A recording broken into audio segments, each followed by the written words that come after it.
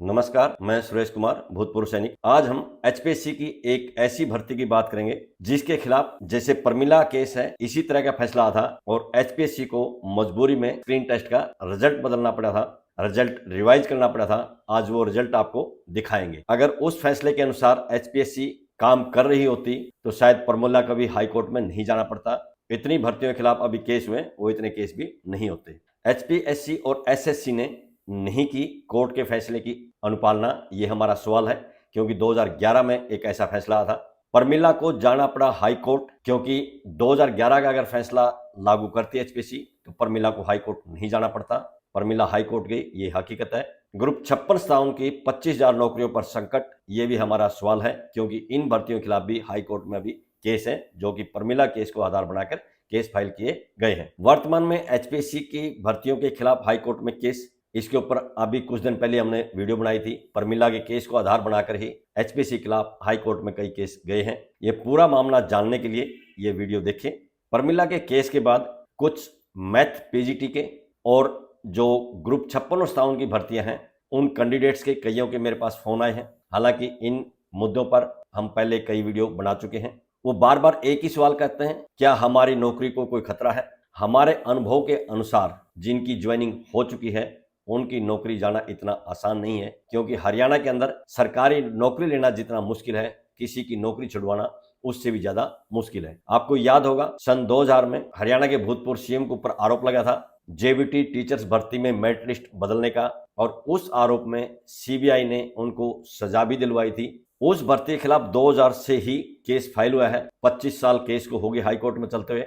Single bench का जो फैसला आया था वो 2014 में आया था, यानी कि 14 साल उसको लगे, और 2014 से लेके अब 2025 आ गया। सिंगल बेंच के खिलाफ डबल बेंच में उसका सुनवाई चल रही है, यानी 25 साल से वो जेबीटी टीचर्स नौकरी कर रहे हैं। जिनको नौकरी नहीं मिली थी, जो नौकरी की आस में हाई कोर्ट गए थे, वो 25 साल से हाई कोर्ट के चक्कर काट रहे हैं, जबकि लिस्ट बदलने के आरोप में हरियाणा के भूतपूर्व सीएम 10 साल की सजा काटकर बाहर भी आ गए थे। अब हम बात करते हैं आज वाली वीडियो की। ये एचपीएससी की विज्ञापन संख्या 3/2009 के बारे में है, और एक 4/2009 थी, जो कि एससी कैटेगरी की बैकलॉग की थी। सबसे पहले हम इस वैकेंसी का विज्ञापन आपको दिखा देते हैं। ये विज्ञापन देख लीजिए। यहाँ टॉप में देखिए 18 जून 2009 ये विज्ञापन की तारीख है। विज्ञापन संख्या है 3/2009 की है, इसलिए 3/2009 हो गया।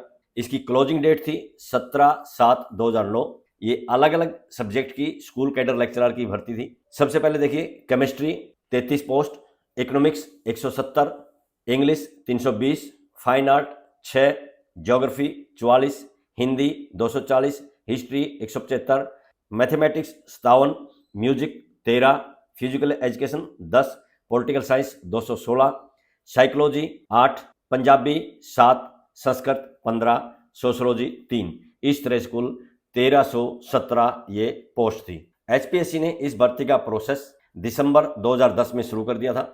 19 दिसंबर 2010 और 26 दिसंबर 2010 को कई सब्जेक्ट के स्क्रीन टेस्ट हुए थे, और उनके ठीक 5 दिन के बाद उनका रिजल्ट निकाल दिया था। यानी 19 दिसंबर वालों का जो रिजल्ट था वो 24 दिसंबर को पब्लिश कर दिया था, और 26 दिसंबर वालों का जो रिजल्ट था वो 31 दिसंबर को पब्लिश कर दिया था। कुछ कैंडिडेट्स हाई कोर्ट में गए, जैसे प्रमिला वाला मामला सेम इसी तरह के मामलों को लेके गए।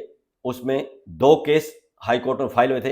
एक एससी कैटेगरी की फीमेल थी और एक बीसी कैटेगरी का मेल था। हाई कोर्ट ने भर्ती प्रोसेस पर रोक लगा दी थी, और इन दोनों केसों का फैसला 2011 में आ गया था। दोनों केसों का फैसला आने के बाद एचपीएससी को मजबूर होकर जो स्क्रीन टेस्ट का रिजल्ट दिसंबर 2010 में पब्लिश कर दिया था, उसको रिवाइज करना पड़ा था हाई कोर्ट के फैसले के अनुसार। जैसे अभी प्रमिला वाला फैसला है, सेम इसी तरह का फैसला था। अब हम आपको वो रिवाइज रिजल्ट दिखा देते हैं जो एचपीएससी ने मजबूरी में किया था। ये रिवाइज रिजल्ट देख लीजिए। ये एचपीएससी का पब्लिक नोटिस है। यहाँ टॉप में देखिए रिजल्ट दिया है। पोस्ट है लेक्चरर स्कूल कैडर, जिनका स्क्रीन टेस्ट हुआ था 19/12/2010 और 26/12/2010 को। ये रिजल्ट पब्लिश किया था अलग अलग न्यूज़पेपर में 24/12/2010 और 31/12/2010 को। इसको रिवाइज किया है। क्यों किया है? क्योंकि हाई कोर्ट की जो डायरेक्शन है उसके अनुसार किया है, और केस है सीलोपी नंबर 767/2011। इसका फैसला आया था 24/5/2011 को, और दूसरा केस है सीलोपी नंबर 3280/2011। इसका फैसला आया था 15/9/2011 को। इन दोनों फैसलों की अनुपालना के बाद एचपीएससी ने जो रिजल्ट रिवाइज किया है वो विज्ञापित पदों के 3 गुना लिए गए थे आगे इंटरव्यू के लिए, क्योंकि उस समय स्क्रीन टेस्ट के बाद इंटरव्यू होता था, सब्जेक्टिव टेस्ट नहीं होता था। और ये नीचे कैटेगरी वाइज रोल नंबर दिखा रखे हैं। सबसे पहले देखिए, ये हिंदी का है, विज्ञापन संख्या 4 है, ये एससी कैटेगरी का था, बैकलॉग की ये वैकेंसी थी। और हिंदी में एससी बैकलॉग ओपन और फीमेल कैटेगरी में विज्ञापन संख्या 4, जिसका स्क्रीन टेस्ट हुआ था 19/12/2010 को, उसमें कोई चेंज नहीं हुआ है। इसके नीचे देखिए हिस्ट्री के पोस्ट है, विज्ञापन संख्या 3, ये 2009 की है। यहाँ पहले पॉइंट में देखिए, हिस्ट्री में जनरल कैटेगरी में, ओपन में और फीमेल में जिनका स्क्रीन टेस्ट 19/12/2010 को हुआ था, इसमें कोई चेंज नहीं हुआ था, यानी कोई बदलाव नहीं हुआ। दूसरे पॉइंट में देखिए, हिस्ट्री में SC open and female, SC open का मतलब है जो एससी में मेल थे उसके लिए शब्द इस्तेमाल किया गया है। विज्ञापन संख्या वही 3 है और इसका भी स्क्रीन टेस्ट 19/12/2010 को हुआ था, इसमें भी कोई चेंज नहीं हुआ रिवाइज करने के बाद। तीसरे पॉइंट में हिस्ट्री का BC open and female category है, बीसी ओपन मतलब बीसी के मेल के लिए है, विज्ञापन संख्या सेम है 3, 2009 की है ये, और इसका भी स्क्रीन टेस्ट हुआ था 19/12/2010 को।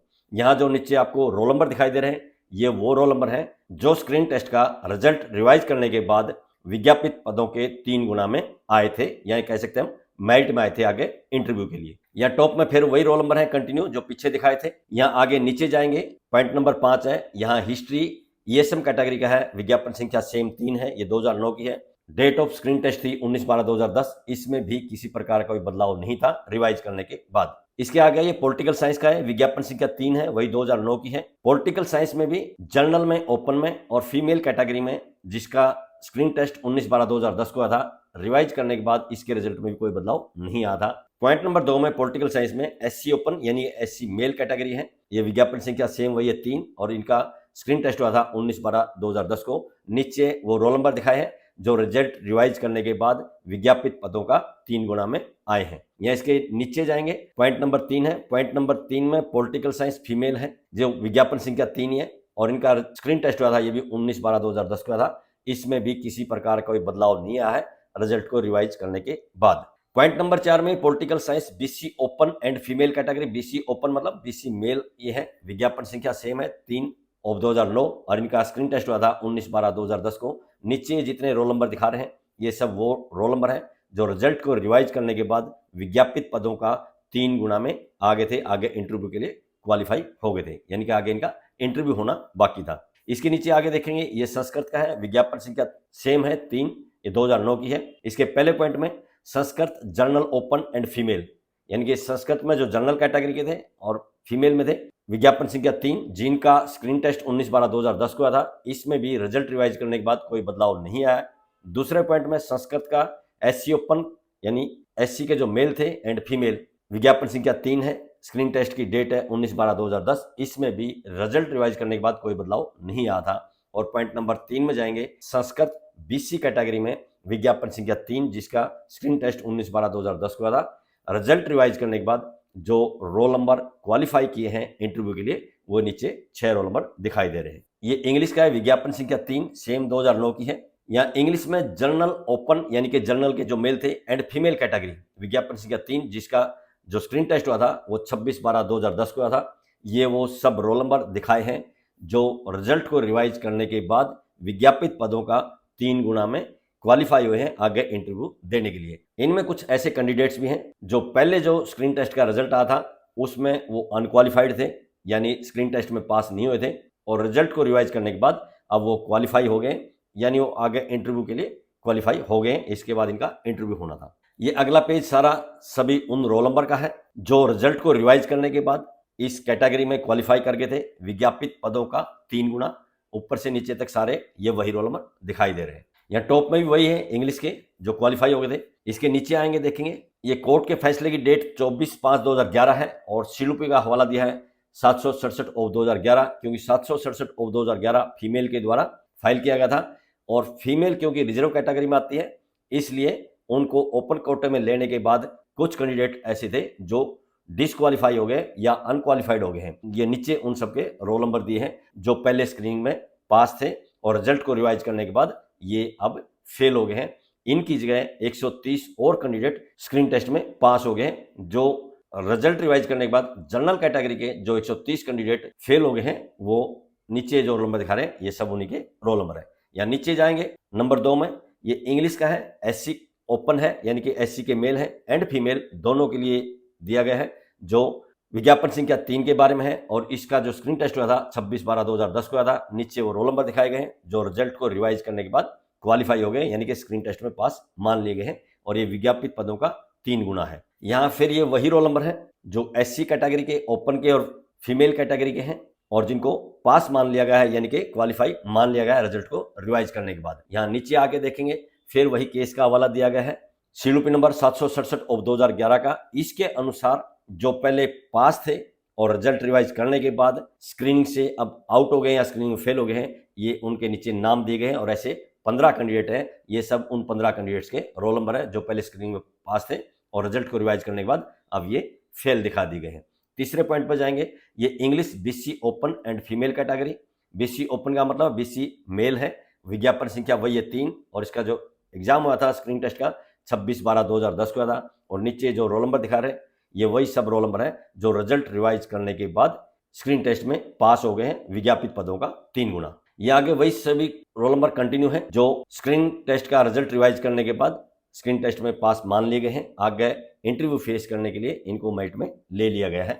आगे नीचे आगे देखेंगे पॉइंट नंबर 4, ये इंग्लिश का ईएसएम कैटेगरी का है, विज्ञापन नंबर 3 है। इनका स्क्रीन टेस्ट 26/12/2010 का था। इसमें भी रिजल्ट को रिवाइज करने के बाद कोई बदलाव नहीं आया है। नीचे आगे देखेंगे ये हिंदी का है, विज्ञापन संख्या 3 वही 2009 की है।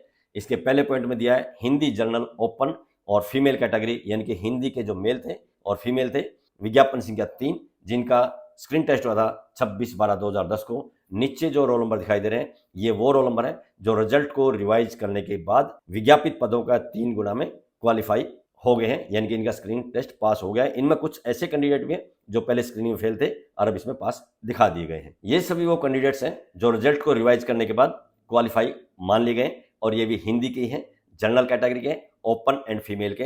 ये सारे नीचे तक जो आप रोल नंबर देखें ये सभी वही है जो विज्ञापित पदों का 3 गुना में क्वालिफाई मान लिए गए हैं। ये पर टॉप में वही है हिंदी के जो क्वालिफाई मान लिए गए हैं। इसके नीचे आएंगे देखेंगे फिर उसी केस का हवाला दिया गया है, सीडीपी नंबर 767/2011 जो कि फीमेल का था। इसके रिजल्ट को रिवाइज करने के बाद हिंदी में जनरल कैटेगरी में जो कैंडिडेट्स आउट हुए हैं उनकी संख्या 109 है। और नीचे जो ये रोल नंबर दिखाई दे रहे हैं ये सभी वो 109 कैंडिडेट्स हैं जो पहले स्क्रीन टेस्ट में पास थे और रिजल्ट को रिवाइज करने के बाद ये अब फेल दिखा दिए गए हैं। इसके नीचे आगे देखेंगे पॉइंट नंबर 2 में, ये हिंदी का एससी ओपन, यानी कि एससी का मेल और फीमेल दोनों कैटेगरी का विज्ञापन संख्या 3, जिनका स्क्रीन टेस्ट हुआ था 26/12/2010 को।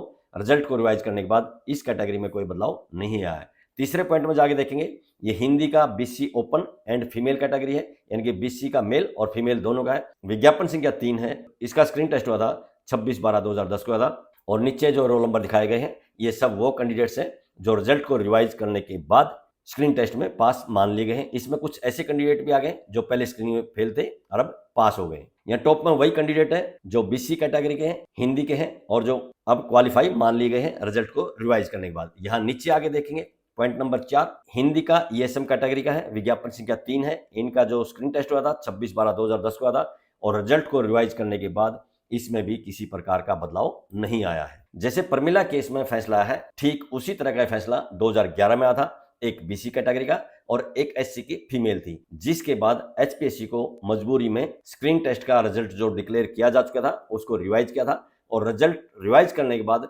जनरल कैटेगरी के कुछ कैंडिडेट आउट हुए थे, रिजर्व कैटेगरी के कैंडिडेट कुछ इन हो गए थे। जनरल में भी कुछ फीमेल थी जो पहले स्क्रीनिंग में फेल थी और बाद में रिजल्ट रिवाइज होने के बाद पास मान ली गई थी। जब 2011 में ही एचपीएससी के खिलाफ 2 ऐसे फैसले आ गए थे जो बिल्कुल वैसे ही हैं जैसे अभी प्रमिला के केस में फैसला आया है। प्रमिला ने जब हाई कोर्ट में केस फाइल किया शायद तब उनको इन केस के बारे में जानकारी नहीं होगी। वैसे अगर हाई कोर्ट की साइट पर अगर आप जाओगे ये दोनों फैसले अभी हाई कोर्ट की साइट पर उपलब्ध नहीं है। हाई कोर्ट की साइट से क्यों हटा दिए गए मालूम नहीं है, जबकि इससे पहले के कई फैसले हाई कोर्ट की साइट पर उपलब्ध हैं। हालांकि 2011 के बाद कुछ ऐसे फैसले भी आए हैं जो इन फैसलों के खिलाफ थे। अभी प्रमिला के खिलाफ जो एचपीएससी सुप्रीम कोर्ट में गई है, एचपीएससी ने उन्हीं फैसलों का हवाला सुप्रीम कोर्ट में दिया है। और जो ये फैसले हैं जिनके बारे में हम आज बात कर रहे थे, जिसके बाद रिजल्ट को रिवाइज किया गया था, इन फैसलों को एचपीएससी ने नहीं लगाया क्योंकि एचपीएससी के खिलाफ है। अगर इन फैसलों की अनुपालना करते हुए एचपीएससी और एचएसएससी सभी भर्तियां करती तो प्रमिला को भी हाई कोर्ट नहीं जाना पड़ता। और जो अभी ग्रुप 56 और 57 की 25,000 नौकरियों के खिलाफ हाई कोर्ट में केस चल रहे हैं, शायद वो केस भी फाइल नहीं होते, क्योंकि उनको ये मौका ही नहीं मिलता है हाई कोर्ट में केस फाइल करने का। और अभी कुछ दिन पहले जो हमने वीडियो बनाई है, एचपीएससी के खिलाफ भी 4-5 केस हाई कोर्ट में फाइल किए हैं, उसमें भी प्रमिला वाला केस को आधार बना है, वो केस भी हाई कोर्ट में फाइल नहीं होते। उनका फैसला क्या आएगा, उसका फैसला हाई कोर्ट को करना है। हम सिर्फ जो हमारे पास फैक्ट्स हैं वो पब्लिक को दिखाना चाहते हैं। पब्लिक समझदार है, पब्लिक अपने आप अंदाजा लगा लेगी क्या सही है और क्या गलत है। 25 साल पहले जिन जेबीटी ने ज्वाइन किया था, जिसमें मेरिट लिस्ट बदलने के आरोप में हरियाणा के भूतपूर्व सीएम को सजा भी हुई थी, वो लोग 25 साल से नौकरी कर रहे हैं। जिनका उसमें सिलेक्शन नहीं हुआ था वो 25 साल से हाई कोर्ट के चक्कर काट रहे हैं। अभी तक किसी को भी हटाया नहीं गया है और किसी भी नए बंदे को नियुक्ति नहीं दी गई है। अभी मामला हाई कोर्ट तक ही है। 25 साल में हाई कोर्ट से फैसला आने के बाद फिर ये सुप्रीम कोर्ट जाएगा। और ऐसा महसूस होता है कि जिन्होंने 25 साल पहले ज्वाइन किया था वो अपनी पूरी सर्विस करके रिटायर हो जाएंगे, और जो हाई कोर्ट के 25 साल से चक्कर काट रहे हैं वो शायद आगे हाई कोर्ट के और फिर सुप्रीम कोर्ट के चक्कर ही काटते रह जाएंगे। उनकी उम्र रिटायरमेंट किया जाएगी लेकिन उनकी ज्वाइनिंग शायद नहीं होगी। सेम ऐसा ही यहाँ महसूस होता है कि जो पीजीटी मैथ ज्वाइन कर चुके हैं, जिनके खिलाफ फैसला आ चुका है, सिंगल बेंच का भी, डबल बेंच का भी, और जब वो रिव्यू एप्लीकेशन में गए उसमें भी कोर्ट ने सख्त टिप्पणी की है और अब ये मामला सुप्रीम कोर्ट चला गया है। कितने दिन तक सुप्रीम कोर्ट में ये केस चलेगा कह नहीं सकते, क्योंकि पीटीआई का जो ड्राइंग का केस था वो 7 साल तक सुप्रीम कोर्ट में पेंडिंग था। एचपीएससी पूरा जोर लगाएगी अपनी सभी नियुक्तियों को बचाने के लिए, और हरियाणा सरकार भी अपनी पूरी ताकत लगाएगी इन नियुक्तियों को बचाने के लिए, क्योंकि दोनों की साख का सवाल है। इसी तरह से जो 25,000 भर्तियां हैं ग्रुप 56 और 57 की, उनकी भी ज्वाइनिंग हो चुकी है। उनके मामले में और पीजीटी मैथ वाले में थोड़ा अंतर है, उसके ऊपर मैंने अलग से वीडियो बना दी थी ग्रुप 56 और 57 के बारे में। बहुत से लोगों ने देख भी ली होगी, जिन्होंने नहीं देखी है वो चैनल पे जाके देख सकते हैं। कुछ कैंडिडेट्स ये सवाल करते हैं कि जब सरकार बदल जाएगी फिर हमारी नौकरी को कौन बचाएगा। यहाँ भी हम थोड़ा इतिहास में पीछे ले जाना चाहते हैं। गेस्ट टीचर्स की जो नियुक्ति हुई थी 2005 में हुई थी और सिर्फ 3 महीनों के लिए हुई थी, और गेस्ट टीचर 2005 से लेकर 2025 तक 20 साल हो गए कंटिन्यू जॉब कर रहे हैं। जबकि गेस्ट टीचर की जो नियुक्ति की थी वो कांग्रेस सरकार में हुई थी, बिना विज्ञापन के हुई थी, बिना किसी आरक्षण के प्रावधान के हुई थी और बिना किसी प्रोसेस की हुई थी। भाई भतीजावाज करके ज्यादातर गेस्ट टीचर लगे थे। हाई कोर्ट के सुप्रीम कोर्ट के गेस्ट टीचर के खिलाफ फैसले आ चुके हैं। हाई कोर्ट में कई कोर्ट के मनाए केस भी फाइल हो चुके हैं, लेकिन उसके बाद भी गेस्ट टीचर्स को आज तक नहीं हटाया गया है। 2014 में बीजेपी की सरकार आ गई थी, लेकिन बीजेपी की सरकार आने के बाद भी हाई कोर्ट और सुप्रीम कोर्ट के फैसले गेस्ट टीचर के खिलाफ होने के बाद भी बीजेपी सरकार ने गेस्ट टीचर्स को नहीं हटाया। उल्टा 2019 में गेस्ट टीचर्स की सेवा को सुरक्षित करने के लिए गेस्ट टीचर्स के लिए एक्ट हरियाणा विधानसभा में पास कर दिया है। इसी तरह से 2012 में जेबीटी का एक भर्ती थी, विज्ञापन संख्या 2/2012, जो कि HSTSB जो शिक्षक भर्ती बोर्ड स्पेशल बना था उसने वो भर्ती प्रक्रिया पूरी की थी,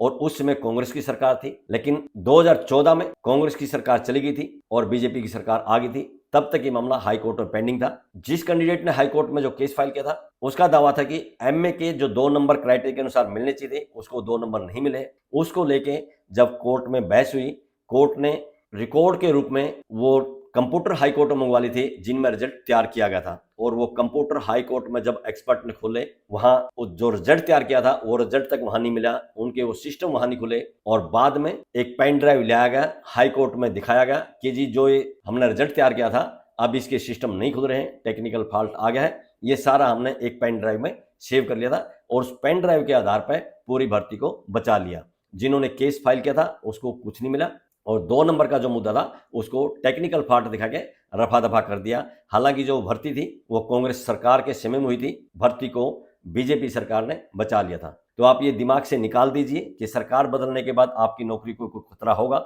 सरकार चाहे कोई भी हो वो नौकरी को बचाने की कोशिश करती है। जो भर्ती बोर्ड है, चाहे वो HPSC हो चाहे HSSC हो, वो अपनी साख के लिए अंतिम समय तक कोशिश करती हैं कि उनके द्वारा जो भर्ती की गई है वो सही साबित हो। और अगर हम इतिहास पर नजर डालें, एक पीटीआई और ड्राइंग टीचर्स की ऐसी भर्तियां नजर आती हैं जिनको 10 साल की सर्विस के बाद भी हटा दिया गया था। मेन कारण ये था कि जो उनका प्रोसेस था, प्रोसेस ही गलत था, प्रोसेस में खामी थी, इस कारण से वो भर्ती आगे से आगे रद्द होती चली गई थी। अब भी जितनी भर्तियां हैं उसमें प्रोसेस में खामी नहीं है, सिर्फ रिजर्वेशन का मामला है। रिजर्वेशन के मामले में अगर रिजल्ट भी रिवाइज होता है, उसमें ओपन कैटेगरी के या जनरल कैटेगरी के आप कह सकते हो कुछ बंदे आउट होंगे, जिसमें रिजर्व कैटेगरी के कुछ बंदे अंदर होंगे, और हरियाणा सरकार और जो भर्ती बोर्ड है वो चाहें तो उनको भी समायोजित कर सकते हैं, और जो पहले से ऑलरेडी ज्वाइन कर चुके हैं उनको शायद ना हटाएं, क्योंकि अभी तक के इतिहास में ऐसा कोई नजर नहीं आता है किसी ने ज्वाइन किया हो और उनको हटा दिया गया हो। जिस भर्ती के बारे में हमने अभी रिवाइज रिजल्ट दिखा था, विज्ञापन संख्या 3/2009, उसमें स्क्रीन टेस्ट के बाद सीधा इंटरव्यू होता था, सब्जेक्टिव टेस्ट नहीं होता था, और इंटरव्यू में ही पूरी हेराफेरी होती थी। 100 नंबर के क्राइटेरिया में 60 नंबर का इंटरव्यू होता था। अब आपको वो क्राइटेरिया दिखा देते हैं जिसके दम पर ये पूरी भर्ती हो जाती थी। ये क्राइटेरिया देख लीजिए। Lecturer school cadre group B का ये क्राइटेरिया है, विज्ञापन संख्या 3 है, दिनांक इसका 16/6/2009, और दूसरी है विज्ञापन संख्या 4 जो कि SC कैटेगरी की बैकलॉग की थी। यहाँ जो क्राइटेरिया के कुल अंक है वो 100 अंक है, जिसमें से पर्सनल अचीवमेंट के 40 अंक, और जो पर्सनल अचीवमेंट है उसमें 25 नंबर स्टेट के थे जो आजकल एस्टेट है। इस भर्ती में सभी कैंडिडेट्स स्टेट क्वालिफाई थे, यानी कि स्टेट के नंबर ना लगाते तब भी कोई फर्क नहीं पड़ता, और स्टेट के सबको 25 नंबर दिए तब भी मेरिट में कोई फर्क नहीं पड़ा। ये सिर्फ बेवकूफ बनाने के लिए किया गया था। यहाँ नीचे आगे देखेंगे जो इंटरव्यू था वो 60 नंबर का था, यानी कि 60 नंबर के इंटरव्यू के आधार पर पूरी भर्ती की जाती थी। इस 60 नंबर के इंटरव्यू के खिलाफ भी लोग हाई कोर्ट में गए थे, क्योंकि 10 मई 1985 का अशोक कुमार यादव के नाम से सुप्रीम कोर्ट का फैसला है जो कि HPSC के ही खिलाफ है। उसके बाद भी HPSC इस तरह का क्राइटेरिया अपना रही थी, जबकि अशोक कुमार यादव के मामले में सुप्रीम कोर्ट ने स्पष्ट लिखा है कि जो इंटरव्यू है वो 12.2% से ज्यादा का नहीं होना चाहिए, और यहाँ टोटल 100 नंबर के क्राइटेरिया में 60 नंबर का इंटरव्यू था, यानी कि इंटरव्यू जो था वो 60% का था। इसके खिलाफ जो हाई कोर्ट गए थे उनको भी कुछ नहीं मिला। जो इसमें ज्वाइन कर चुके थे वो आज भी नौकरी कर रहे हैं, लेकिन आगे के लिए सिस्टम बदल दिया। HPSC ने इंटरव्यू के नंबर कम कर दिए, सुप्रीम कोर्ट के फैसले के अनुसार 12.2 की जगह 12.5 का कर दिया है। लेकिन अभी खर्ची पर्ची का जो सिलसिला है उसको कंटिन्यू करने के लिए एक सब्जेक्टिव टेस्ट रख दिया है। उसमें सब्जेक्टिव टेस्ट नहीं होता था, सिर्फ स्क्रीन टेस्ट होता था। स्क्रीन टेस्ट में जो क्वालिफाई होते थे वो विज्ञापित पदों का 3 गुना लेते थे, और उसके बाद इंटरव्यू में हेराफेरी करके सिलेक्शन कर दिया जाता था। स्क्रीनिंग टेस्ट का कोई नंबर नहीं लगाया जाता था, एकेडमिक के भी कोई नंबर नहीं लगाए जाते थे, सिर्फ इंटरव्यू के अंकों के आधार पर भर्ती कर दी जाती थी। अब HPSC ने जो पैटर्न बदला है उसमें भी स्क्रीन टेस्ट होता है। स्क्रीन टेस्ट के अभी शुरू में 4 गुना बुलाते हैं, फिर उनका सब्जेक्टिव टेस्ट होता है। सब्जेक्टिव में विज्ञापित पदों का 2 गुना बुलाते हैं, 12.5 का इंटरव्यू, और बचे हुए जो सब्जेक्टिव टेस्ट है उसके अंकों के आधार पर भर्ती कर दी जाती है। स्क्रीन टेस्ट के अब भी नंबर नहीं लगाए जाते, एकेडमिक क्वालिफिकेशन के अब भी नंबर नहीं लगाए जाते। खर्ची पर्ची का अभी खेल चल रहा है, वो सब्जेक्टिव टेस्ट में चल रहा है। अभी कुछ दिन पहले एक कैंडिडेट ने मेरे पास फोन किया था, तो जिस सब्जेक्ट में उन्होंने हाई कोर्ट में केस फाइल किया है, हाई कोर्ट में जब एक्सपर्ट की डिटेल मांगेगी तो HPSC ने डिटेल देने से भी मना कर दिया। जिन्होंने केस किया था उन्होंने कहा कि कम से कम जो एक्सपर्ट है उसकी क्वालिफिकेशन ही हमें बता दीजिए, और जो उसकी क्वालिफिकेशन बताई थी कोलकाता यूनिवर्सिटी से मास्टर डिग्री बताई थी। जब उन याचिकाकर्ताओं ने कलकत्ता यूनिवर्सिटी में RTI लगाई तो कलकत्ता यूनिवर्सिटी से जवाब आया, कलकत्ता यूनिवर्सिटी उस सब्जेक्ट में ना तो मास्टर डिग्री कराती है और ना ही वो सब्जेक्ट BA में पढ़ाती है। लेकिन उसके बाद भी कलकत्ता यूनिवर्सिटी का एक ऐसे सब्जेक्ट एक्सपर्ट को HPSC ने सब्जेक्ट एक्सपर्ट बना रखा है, ऐसा लोगों का आरोप है। उसके डॉक्यूमेंट हमें मिले नहीं, अगर डॉक्यूमेंट मिले होते तो आपको दिखा देते, अगर वो डॉक्यूमेंट देते तो उसके ऊपर अलग से वीडियो बना देते। उन्होंने कहा था कि आप इस पे वीडियो बनाइए, हम आपको डॉक्यूमेंट उपलब्ध करवा देते हैं, लेकिन उन्होंने डॉक्यूमेंट उपलब्ध नहीं कराए, इसलिए उसके ऊपर हमने वीडियो नहीं बनाई है। तो ये उन कैंडिडेट्स का आरोप है। आरोप कितना सच्चा है कितना सच्चा नहीं है उसकी हमें जानकारी नहीं है, क्योंकि हमारे पास डॉक्यूमेंट नहीं है। आज की इस वीडियो में बस इतना ही। वीडियो पसंद आई है तो लाइक कीजिए, दोस्तों के साथ शेयर कीजिए। इसी तरह की वीडियो देखने के लिए चैनल को सब्सक्राइब कीजिए। बहुत बहुत शुक्रिया, धन्यवाद, जय हिंद।